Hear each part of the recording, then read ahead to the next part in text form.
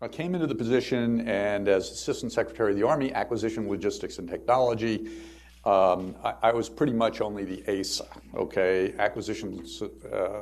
Assistant Secretary of the Army for Acquisition. That's fundamentally what an awful lot of people considered my position. I'm there to do acquisition. But the problem is that that's not the case. Logistics is a critical component of this. Yes, there's AMC, General Perna, which, for those of you that know me, we're both New Jersey boys. So we go back a little ways. At least we can kind of talk funny together. By the way, the only people that talk like that are people from Brooklyn that moved to the country. Okay, there's nobody in New Jersey that I know of that talks like that. They actually, because I grew up outside of Fort Monmouth, most people have an Italian accent. So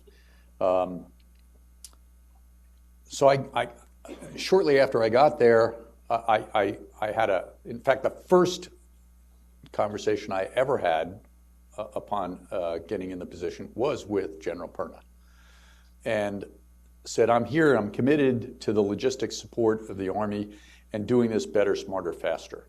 I think, frankly, that in general, logistics is an afterthought, not a thoughtful effort. So what I've been trying to do is make it much more of an upfront consideration. And I know that General Peggy is tremendous, right at my side with me in all the priority reviews. We try to support each other in each of the logistics discussions that come up. Interestingly, we've been successful, be careful what you wish for, in getting the Secretary interested in a number of logistics things, and I'll bring them up today. So I think one of the things that I really just want to say is that in totality is, as the ASAALT, L is a critically important piece to me. That means that it doesn't mean I direct everybody as to what to do in logistics. I need to do a lot of listening and then see if I can enable others to be successful. There are specific tasks that the G4 of the Army has to accomplish, and part of my role is to facilitate and coordinate those. And a second piece of that is to support AMC and what the AMC's responsibilities are. And then link it back to the A, the acquisition piece, to make sure that we're looking across board. And one of the things I'll mention today is we've developed a transition to sustainment policy effort. Frankly, most people think things never transition to sustainment. No, that's not quite true. We transition things to sustainment in more complex ways than we might think. We don't take an M1 tank and transition to sustainment. Why not? We don't transition it because we're still screwing around with it. We're changing this, we're changing that, there's another version. If we were done, if we're never gonna mess with the design of the vehicle again, then we could transition it to sustainment. However, many of the components of the M1 tank, we're not changing. Those components all get transitioned to sustainment. So as long as there's a baseline that has to be maintained, which has to change, that stays in the A part. Anything that's not being changed, then that goes in the L part.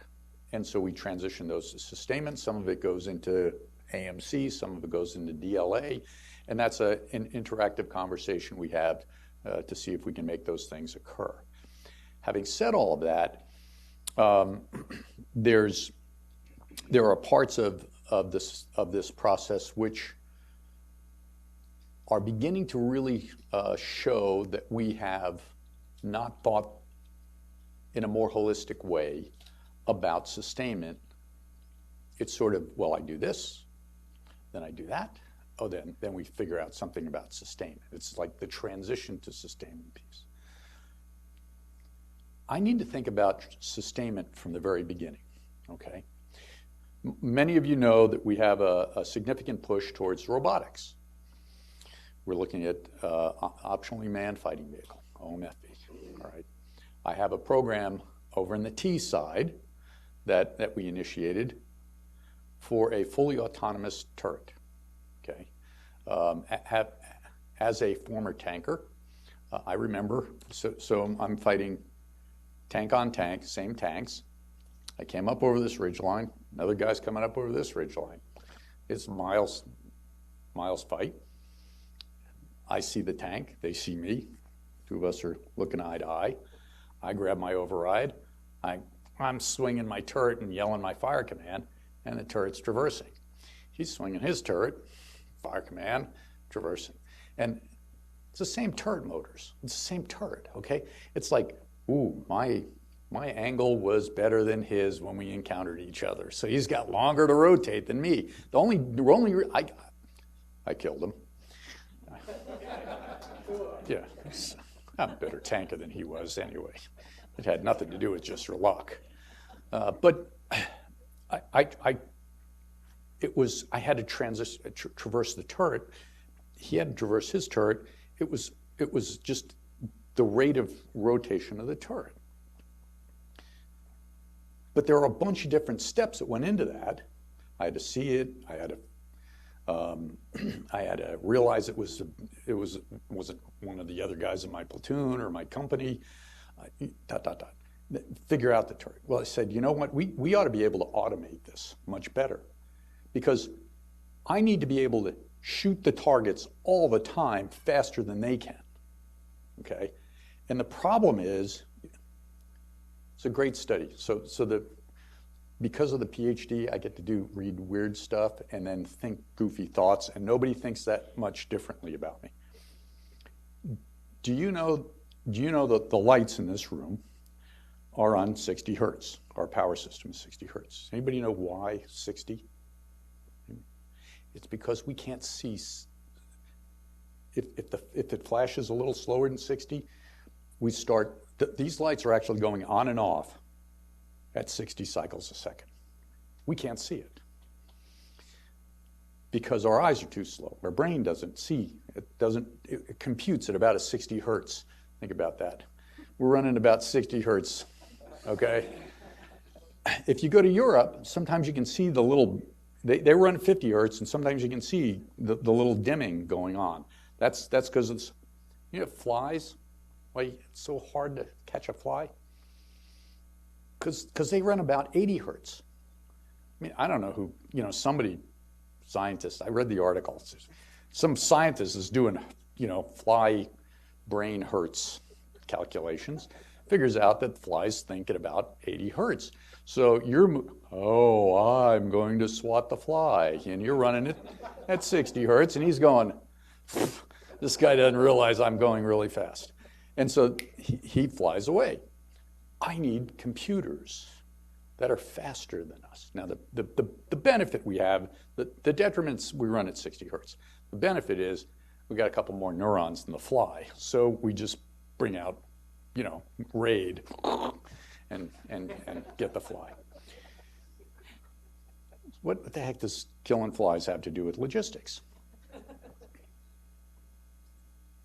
I'm limited. If everything stays in my hand, for me to be a killer, I've got to have some support elements that'll make my functionality not be just, if that other guy had a better traversing motor, he'd have gotten me. I would not have gotten him. So can I do something better? So I start a technology demonstrator. And it's the one that everybody fears. I have a turret being designed right now. It's a 30 millimeter turret, not a 120. It has an on switch. That's it. You flip the button on, it starts hunting for targets. It finds something that looks like a target, so it finds it. It then classifies it. That's a VW bug. That's a BMP. It then decides, do I shoot bugs or BMPs? Well, I don't shoot a bug, but I do shoot BMPs. Okay, I found 3 of them. Which one should I shoot first? Which one's oriented towards me? What are the parametrics that I can assess to make sure I decide that I want to shoot which one first? Okay, I got that. And then it decides, all right, what's my firing solution? Calculates every one of its firing solutions up. And then it fires. Notice I didn't say then it asks to fire. It says it just shoots. Okay.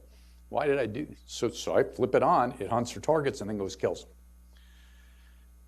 I did that. I've got that going because it's easier to put in breakpoints than it is to have piecemeal functions come together.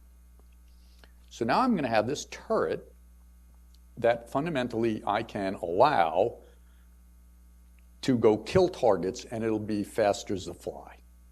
Okay, it's a lot faster than me. I can't see and think through some of the things it can calculate nearly as fast as it can. Okay, so if I'm going there, and by the way, we're looking at things like, I don't know if any of you know about guardrails. So it's mentioned that I did the airborne electronic warfare systems. Guardrails see everything.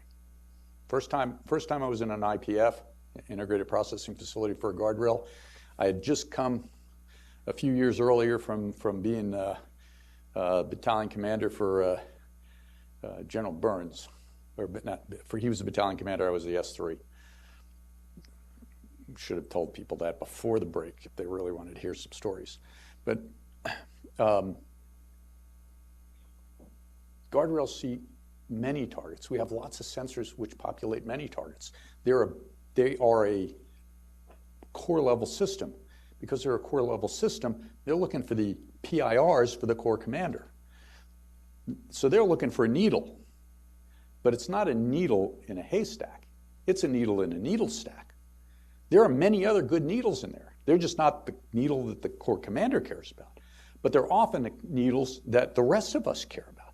So one of the things we're looking at is a network that is just targeting data. So I get all this targeting data, comes down, goes into the turret. Now my turret is anticipating where everything is that's going to be targets popping up, and it's got an automatic target recognition AI system in place, which is pulling them together. And I may well have one AI system which says, okay, I'm allowing this platoon of unmanned guns to fire in a particular manner, because I'm also seeing it at the platoon level. So I may have a platoon leader that actually decides to fire 4 tanks or allowed 4 tanks to fire. So what's this got to do with logistics? I got a lot of resistance. You want to know what the resistance is? If you take 3 people out of every one of those tanks, who's going to maintain the tanks? So what I'm going to do is I'm going to take 3 people, put them in each of those turrets, slow the vehicle down in order to be able to deal with the logistics challenge. This makes no sense, okay? So my answer is no. What we're going to do is we're going to think deeper about logistics. Okay? I've got to have an autoloader. So we've got an artillery piece right now that has autoloader on it, okay? The URCA. And if you've ever seen it, it's very classic in how we've approached the problem. And if you've ever gone to a brewery, you know, like a commercial brewery where they make lots of beer and put them in cans, it's the machine that punches out the cans and fills them and smashes them together. That's what our autoloader looks like. Okay, it's big, clunky, cha-chunk, cha-chunk, cha-chunk, cha-chunk, cha-chunk, cha-chunk. All right. Actually, there was a cha-chink in there somewhere.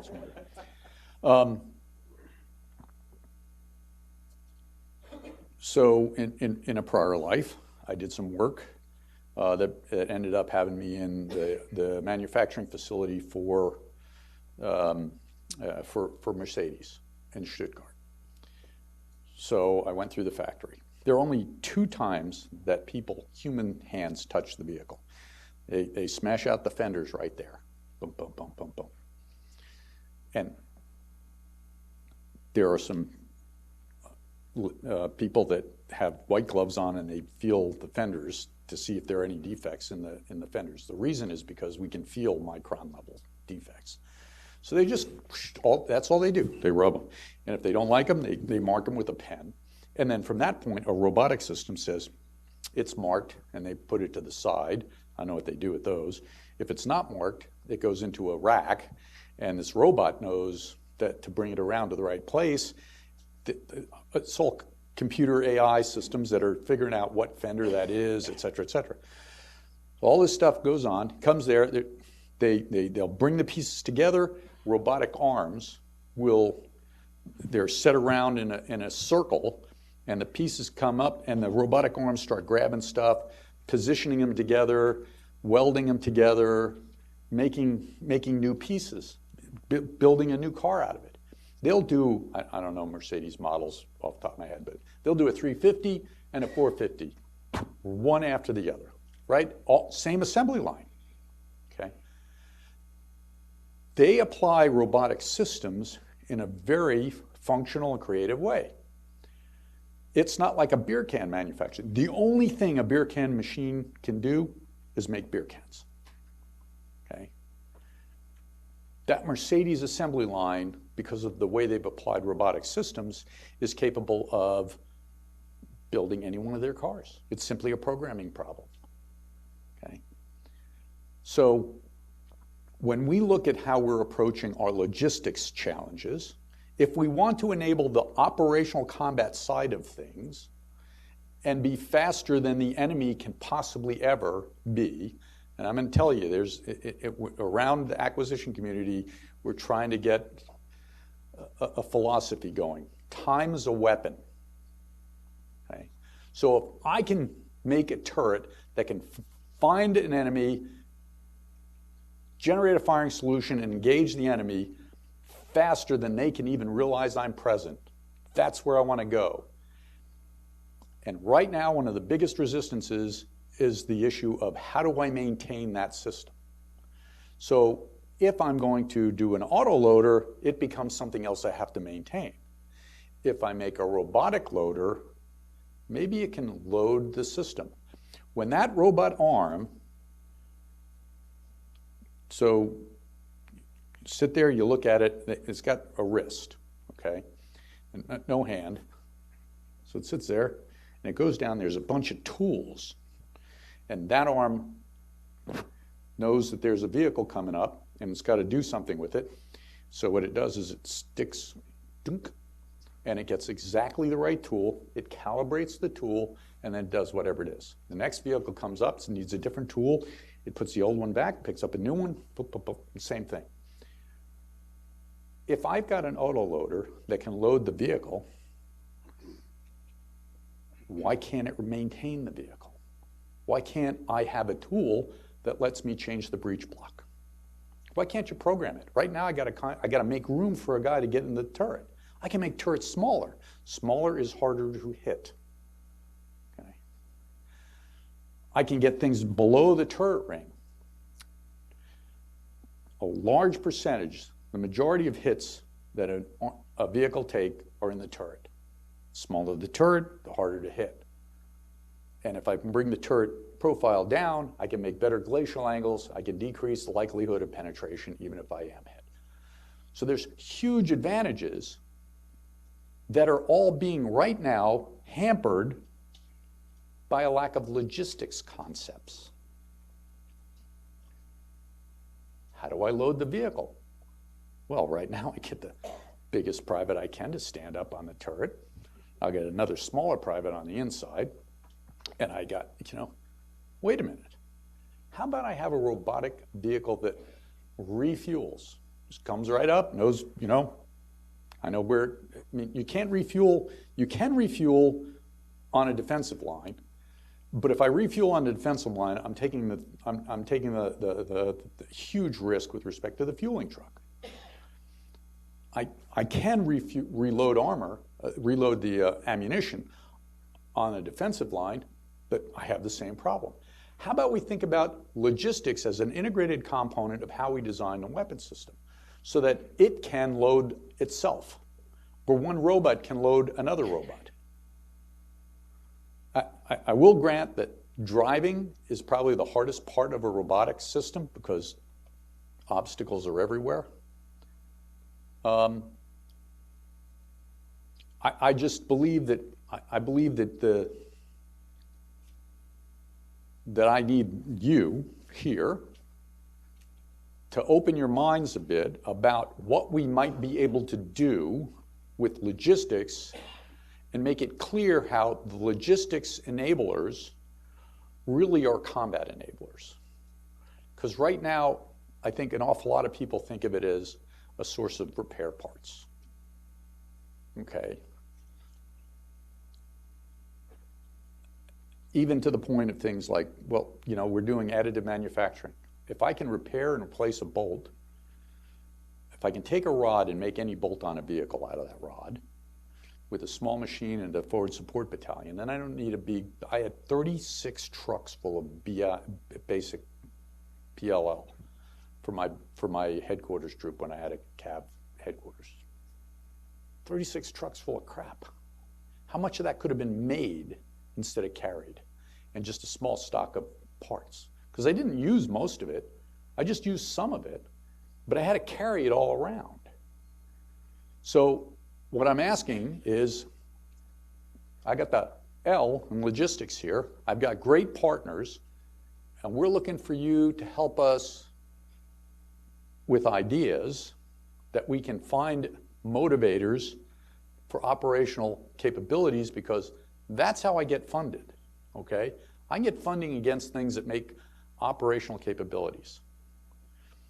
Things that just kind of reduce stockage in warehouses are not as exciting, and people don't tend to fund them as fast. So I'll be quiet now and listen any questions you might have, because I want to make sure I leave some time for that. Sir, thank you for being here today. It's great to see you again. I'll take a crack at the first question, and you just touched upon it just briefly at the end. As you know, we have a number of industry titans here in the audience. Can you elaborate a little bit more as to what our industry partners can do to assist you in your current role as the Assistant Secretary of the Army for Acquisition, Logistics, and Technology? Okay. Well, thanks, Alex. So first, to all of you, okay, my door's open. I have open door policy. Anybody wants to see me? Where's my XO? Okay, he's now getting an ulcer, but just call him. There frequently is a crowd at the door, so sometimes it's difficult to get a window. But I want you to come in. You got an idea? You want to share something? You want to try an idea with me? You want to get a critique? I'm there. Okay.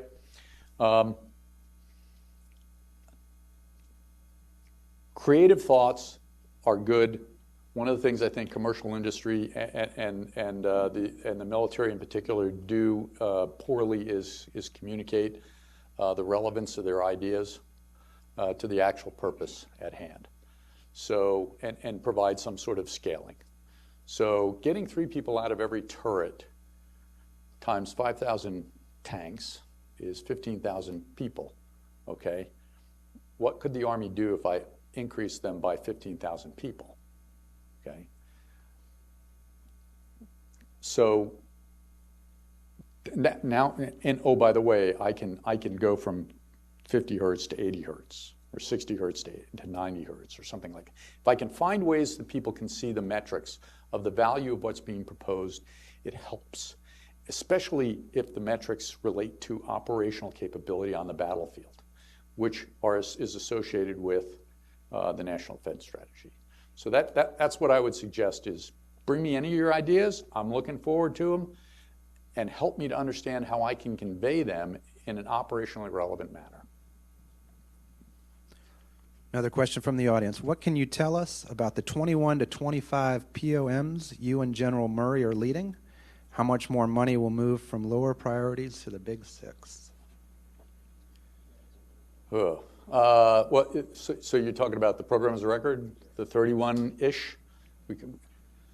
This is 30, 31, 30. It's 30-ish. We kind of say 30-ish because occasionally something will be important enough that we want to move it into that program. And then sometimes we'll move them back. I mean, JLTV, for example, is not normally one of those programs, but we had some changes we wanted to make for it. And so therefore we moved it from not in the 30-ish to in the 30-ish. So it goes up and down a little bit. But there's basically about 30, 31 programs that are always in there. Those programs are focused on the top 6, plus 2, you know, the Army's 6 priorities. And then we've got our 2 cross-cutting areas. And they're going to be pretty much, that's where the majority of the funding goes. Or let's say the plurality of the funding, not the majority, but the plurality of the funding goes. And then there's probably another 60 programs that are directly related to those. I don't know if I answered enough of the question. Did I answer the question? Anybody? Oh, of course. That was Sydney's question. Sid. Well, just coming from Undersecretary Murray's brief in the Pentagon, he said, you know, he was very happy with the way it was going. He said that, you know, you guys were probably getting even slightly ahead of schedule. I'm sure you're glad to hear these. He said that in public. And he said that there might be an ability to move about, on top of the $33 billion that was moved over the current POM, ability to move another $10 billion or so from lower priority accounts to the big 6/30 odd programs. That at least was the target, and he was sounded confident of meeting it. And since you and General Murray are kind of on point for a lot of that, I wondered if you could go into, obviously we're not going to ask you to write a check today, but go into a bit more about how that process is shaping up. Okay. So General Murray and I are co-chairs on the EEPEG, and I'm co-chair with General Perna on the SSPEG. I will tell you the way that I've looked at it and therefore brought it to the Secretary, and he's approved of my approach to this. The Army's a requirements-based process for material solutions. I was, but am not in uniform, and therefore the uniform side, as it says in law, is the requirements developer. General Murray represents the requirements development component of that at the EEPEG. And if I can support an operational approach, he's got an operational reason to move money. If I don't have a business case against it, a programmatic case against it, then I'm going to support his moves, okay? Because it's not my role to say, well, you know, I know you want an artillery piece, but I think it's better to spend it on trucks, okay? That is, by law, the Army's role, the uniform side of the Army, and I'm supportive of that.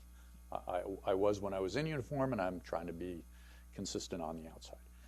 At the same time, General Murray understands when we say we're going to take money out of one account and put it in another account, and there's already something ongoing in one account, that doesn't mean that you get all the money back out of that account. So we have to make sure the business case is clear, and we do. As for the specific numbers, I'll go with whatever General Murray's got. I don't want to debate his numbers. And frankly, I don't remember exactly what the numbers are. Sometimes you don't remember the aggregates when you're down there on the counting lug nuts in bin 27. Should we keep these or should we get rid of them? The fundamental idea has been to consistently make sure that we move money from lower priority programs in an overall operationally relevant scenario to higher priority programs. I think there's some leveling that'll kind of settle out a little bit here and there, but I think that so far we've been pretty successful at getting them realigned. And you have to think about it. Most of the time the Army does salami slicing. I've been around a while, you know. What happens if I take $18.23 out of your program? And you got to go through this machination. And the next thing you know, you get a phone call. Well, what if it's $17.96? I mean, you literally get that. At least the Army right now is sitting there saying, look, I'm willing to take risk on how many spare tires I have in the ASL and spend the money on, you know, tank ammo or whatever it may be, and make those real decisions. And that's pretty bold. So, Dr. Jette, Bill Buck, I feel like I have to ask you to take me through the scenario of this new invention that I've made. It's called fly vision goggles. We've been using them in the civilian world for a while, and I'm trying to figure out how to get the military to adapt them. If I bring in this new technology to you without sacrificing my intellectual property, walk me through the process of getting my fly vision goggles deployed with soldiers in the 2nd Ranger Battalion. Okay, so it's an NDI item, non-developmental item. If I'm wrong on anything I'm saying, let me know. So you're certainly welcome to bring them in, let me see. I always like to play with toys. It's great stuff. Occasionally, if I can try and get out to see them someplace if they're kind of more difficult to use in a place. So you're certainly welcome to try and get on my calendar. And when I say try, it's a calendar link up. I'm not going to say anybody, I honestly say anybody can get on my calendar. We just have to work out the time. What I can also do is connect you up to PEO Soldier, because it sounds like, and or PEO Aviation. And they'll do the same thing. They better be open door for you. Okay, and if they're not, you let me know.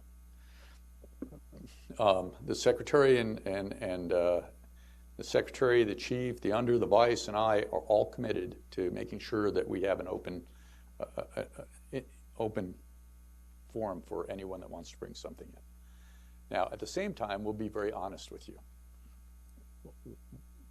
Why would we have trouble getting this into a program of record? How would we do it? Do we need to do developmental work? How long will it take, et cetera, et cetera?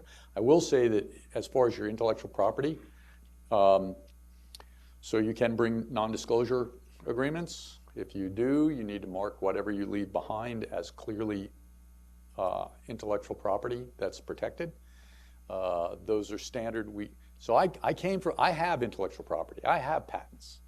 I know the difference. I've had the government steal my trade secrets before and publish them. You know.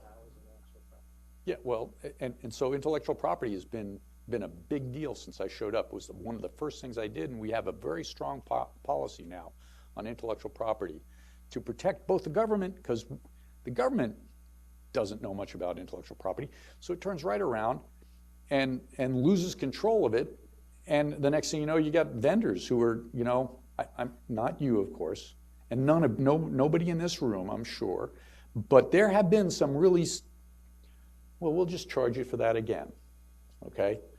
So I want to protect the government's rights and be good stewards of the tax dollars that I've been given, and I want to protect the inventor's rights and the IP owner's rights. Because without doing that, I don't bring small companies into the forum, because that's all they have. You don't have, do you have a couple $100 million square foot facility? Just, yeah, so what's between your ears is the biggest piece of the value you bring to the table. I have to protect that intellectual property, so we do. So I think that we can protect your IP and be fair with everybody about their IP as well. And if you're not being treated fairly with the IP, let me know. Does that answer it? Just a theoretical scenario, just to help better explain the process and actual field that we'll put. Yeah, well, good ideas. Come to us, we'll connect you up with the right people. You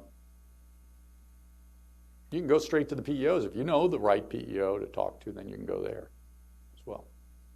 Sir, I want to thank you again for being here and your tremendous support of AUSA. Please give Dr. Jette a big round of applause.